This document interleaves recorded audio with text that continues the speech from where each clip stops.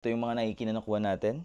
Una, another Nike. Sa size, hindi porket class A, hindi porket na maganda yung quality. Wala namang issue. Ito, pag nanalo tayo dito, ito, literal talaga na jackpot, mga biyan. 10 bale na men's branded t-shirt. Never kami natalo sa awan ng Diyos, mga biyan. Boring lang yung vlog natin, mga biyan. Pero kung interesado ka talaga sa pag-uukay, gusto mo talaga mag-open ng bale, yun, kahit pa paano, may makukuha po kayong idea dyan sa mga vlogs natin. Yun, good morning mga biyan, Jay Doramdes ng Kims, nagbabalik. Medyo matagal-tagal tayo hindi nakapag-upload mga biyan. Yung vlog natin mga biyan para po to sa mga bagong followers ng Kims Ukay. Kasi marami nagtatanong kung anong bail yung binuksan natin nung last. Yung pinost ko, yung in-upload natin sa Kims Ukay Facebook page. So again mga biyan, bagong lahat, hindi po tayo sponsored ng mga bodega. Sariling pera po natin yung pinabibili natin ng bail.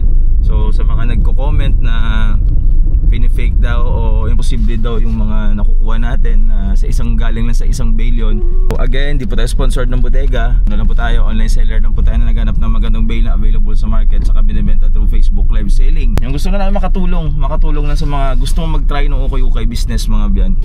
Ngayon, ano muna tayo, deliver muna tayo. Tapos, yun nga, marami nagtatanong mga biyan kung anong bail yun, kung anong bail yung binuksan natin. Sa mga nagko-comment, sinasabi ko mga biyan na nasa nasa YouTube channel na natin. Kasi yun nga, marami na po tayong upload ng ganung bail. Pero yun, para sa mga bago, yung nabuksan natin mga biyan is from Maruti na knit shorts class A. Again mga biyan, yung binubuksan natin pagdating sa shorts na bail mga biyan is class A talaga. Pag wala na tayong choice yun, nag-open tayo ng class B. Sa sport shorts, palaging class A yung binubuksan natin kahit mahal mga biyan. Sa original shorts, class A din. Pag walang mga class A sa bodega, tsaka wala na tayong stocks yun, nagtatry tayo ng mga class B. Kapag meron, as much as possible, class A yung kinukuha natin. Pero pag sa t-shirt, yun, ano yun mga biyan, pag sa t-shirt, class B. Class B yung kinukuha ko mga biyan. Kung bakit, marami na tayong upload nun, pero konting idea. Pag class A kasi mga biyan, bago yung damit pero wala masyadong branded. Pag class B, used yung damit pero kahit paano maganda pa rin yung quality.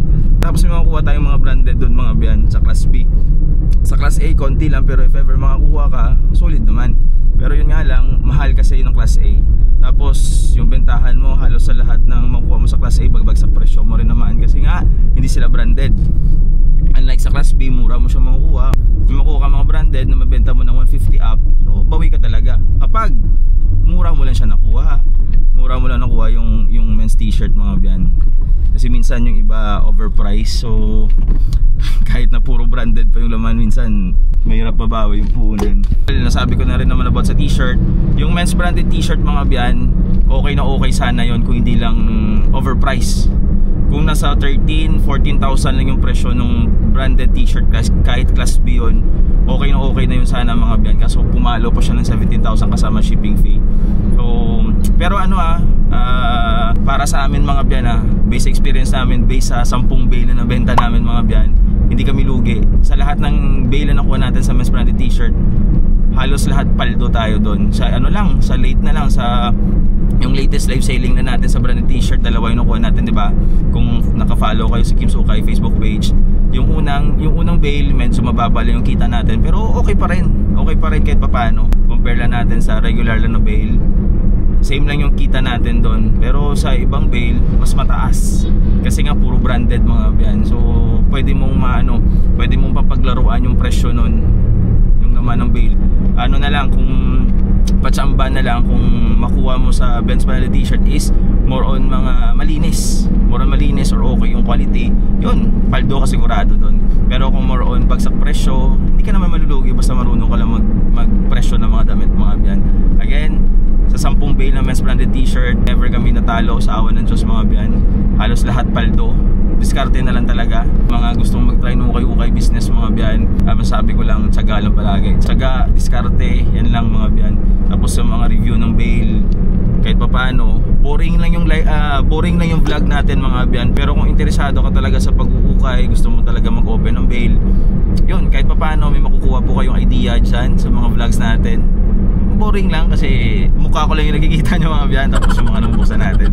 Pero kung idea lang naman, kung ano yung magandang bail na available sa market, kahit paano may makukuha kayo dyan mga biyan. Tapos Tapos supplier natin nandyan na rin. Yan yung mga biyan, yan yung mga supplier natin. So may mga link nandyan, diretso na kayo sa kanila para iwas scam. Kung iba yung presyo, for example may nakonta kayo na iba yung presyo, ibig sabihin nun inside the reseller na po sila. Yan yung nangyayari mga biyan. Yung mga maruti na men's t-shirt, pag class B, mga pumapalo lang sa 10,000, 10,500, okay na yun, pwede na yun kahit paano. Pero pag pumalo pa ng 12,000 pataas, medyo masakit na yun mga biyan. Yung 12,000 pang class A na yun eh, class A na bail na yun mga biyan, na men's t-shirt. Tapos huwag kayong magpadala sa tinatawag nilang premium, yan, yung mga premium bail, men's t-shirt premium, yan, huwag kayong magpadala dyan mga biyan. Kasi premium siya, oo, malinis, bago, pero syempre kung ikaw yung seller, nag-open ka ng bail, syempre habol natin mga biyan, habol natin mga branded, common brands, Nike, Adidas, yan yung habol natin, which is konti lang yung makukuha mo doon. Kasi yung premium na sinasabi nila, based sa experience based sa mga nabuksan natin mga biyan mga bago lang yung damit na makukuha mo doon. Pero pag makatsamba ka sa mga branded, if ever makakuha ka ng mga branded sa ganung bail, for sure mapepresyohan mo kasi bago siya. Yan lang, yan yung mga biyan. Sana may natutunan kayo. Medyo marami na akong pinagsasabi dito. Balik ako mamaya, flex sa inyo yung nabuksan nating bail kahapon, nung last day na nakakuha tayo ng maraming Nike. Ano yan mga biyan eh, maraming company na nagsusupply ng original shorts, sport shorts, knit shorts. Sa Maruti talaga ako mga biyan, based sa mga nabuksan ko, na-try namin, yung ibang bail maraming pambabae, like sa top quality, oo, top quality ata yun, maraming pambabae, sa like sa sport shorts maraming pambabae, original shorts maraming pambabae. Sa Maruti kahit papaano, parang minsan 10% lang ng bail yung pambabae, which is okay na okay yun para sa amin. Kasi mga biyan, pag pambabae more on tayo pag pambabae more on bundle, more on bagsak presyo, yan yung nangyayari sa amin wala tayo masyadong minor sa pambabae ng mga shorts mga biyan, unless na lang kung bagsak presyo na natin. For example, mga shorts na mga solid na benta na natin sa magandang presyo, yung pag bagsak presyo na, yun nadidiskartehan natin kahit paano, mabenta natin, napapaubos natin, yun yung diskarte natin dun mga biyan. Pero kung gusto mo talaga ng magandang presyohan, sa shorts na panlalaki talaga, dun ka makakabigay ng magandang presyo. So sa Maruti, more on men's talaga nakukuha namin mga biyan. Kasi merong iba na 50-50, 50% pambabae, 50% panlalaki. So sa pambabae, yun yung mababa yung market natin dun mga biyan.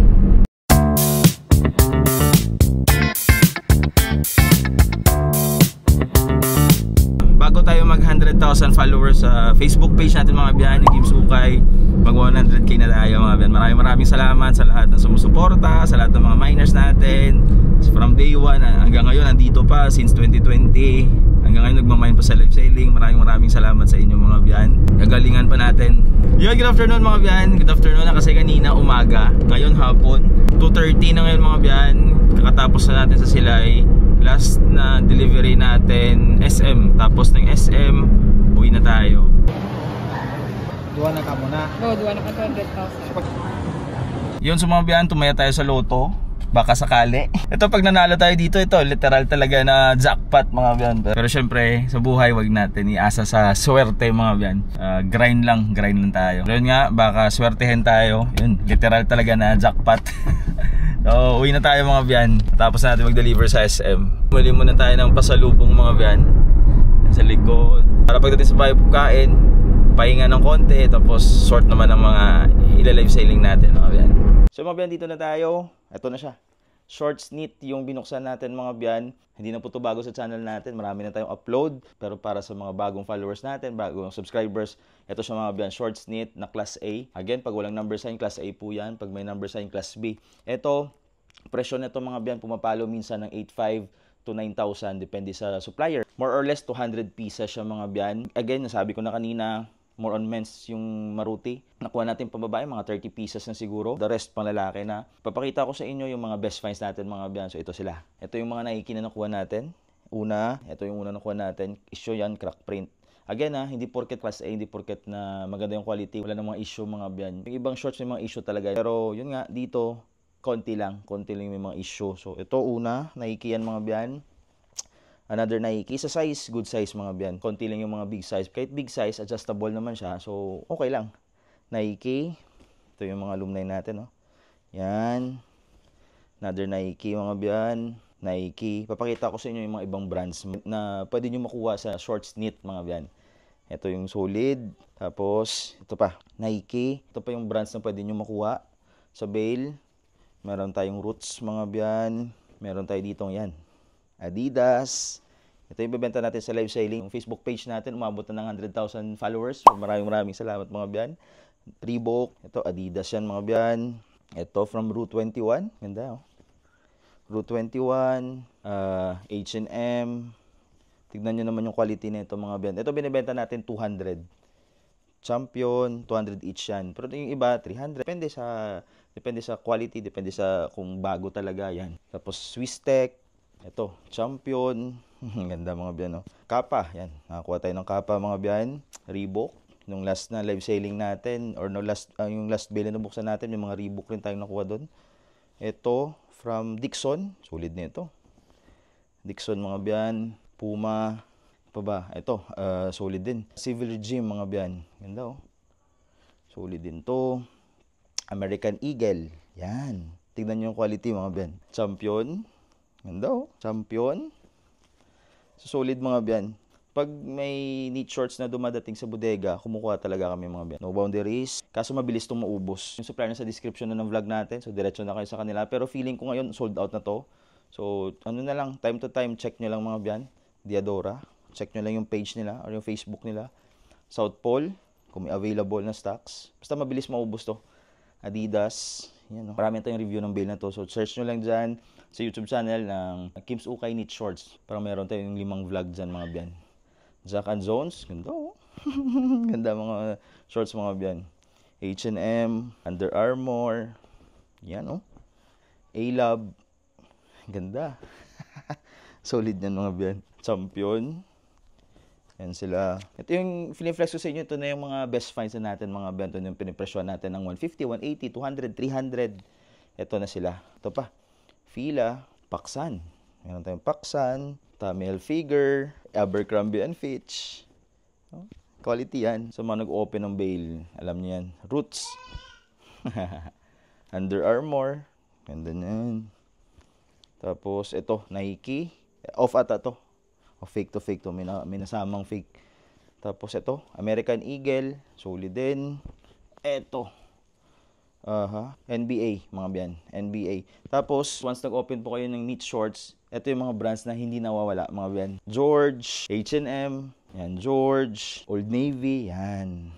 Palaging once nag-open ka ng knit shorts, andyan yung mga brands na to, mga biyan. Old Navy, H&M, Uniqlo. Padalang sa Bale na to yung Uniqlo. Palaging H&M, Forever 21, George. Yan yung mga brand. H&M na kasama sa Bale, mga biyan. Ano? H&M, yun, Wonder Nation. Usually yung mga Wonder Nation pang bata, pero minsan pasok pa sa adult na small or medium. Anko, yan yung mga Anko, Justins, Eddie Bauer, yan. H&M, maraming H&M dito mga biyan. Yan, Divided H&M. So, yun mga biyan. Yan yung sample sa review natin sa Bale. Price range 8,500 to 9,000. More or less 200 pieces yung Bale. Basta sa Maruti, more on men's talaga mga biyan. Para sa amin, solid to, panimula. Kung may mga question po kayo, comment down below. Kung may mga mali sa sinabi ko mga biyan, comment nyo lang para makorek natin sa next vlog. So, sana nakatulong. Please like and subscribe. God bless everyone. Spread the love. Peace!